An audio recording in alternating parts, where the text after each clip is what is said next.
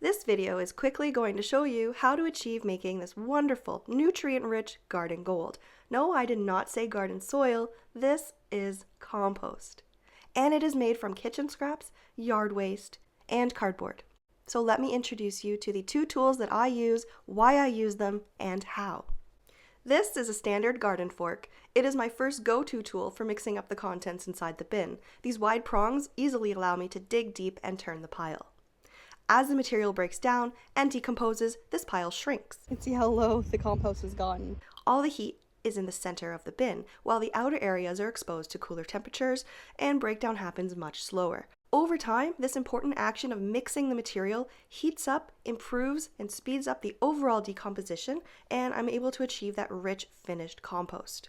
So I'm about to go and give my compost bin a good turn. It's been a few weeks since I last turned it. It's been quite hot outside, so I'm sure there has been a little bit of breakdown in there. So I use this fork to take the material from the outer edges and blend inward into the center region. I do this every few weeks, give or take, but after some experience, you'll quickly figure out when your compost pile does need a turn. I compost 365 days of the year, but I only tend to turn the compost in the spring and summer months, because in late fall and winter, I'm mostly adding to the pile as the temperatures are a lot colder.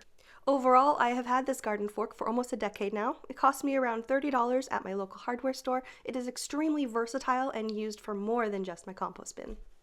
And this is my Compost Aerator. I actually didn't use this tool for many years, but I have found it to become so helpful in making fast compost. These wingtips open when you pull them. It really gets down to the bottom and aerates the pile. What I love about it is that when you pull up a sample of compost, you get an instant indication if what you've been doing is working or not.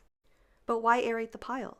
Well, these organic materials break down if there's a good mix of heat, oxygen, and moisture. And when the interior is heated, the materials break down, the pile does shrink and it compacts. And when it compacts, the airflow is reduced, the breakdown slows, and eventually comes to a halt. So by taking these giant stabs deep down into that bin, I'm actually introducing the air required to reactivate the process. It's great for getting down into these holes and opening air pockets. And then this way, that oxygen gets to circulate inside those holes, promoting the faster reactions. Aeration helps the compost pile, well, breathe. If you're opening your lid and doesn't really look like much is going on, it doesn't look like your compost has sunk, your compost is not active, it is not breaking down, or it's in extremely slow state. So this tool is just another indicator. I can instantly gauge how loose, compact, wet, or dry the pile actually is based on the effort that it takes to put the stabs into the heap. So when you notice your compost is too dry, there is no breakdown happening, those newly aerated holes are just perfect for that deep watering,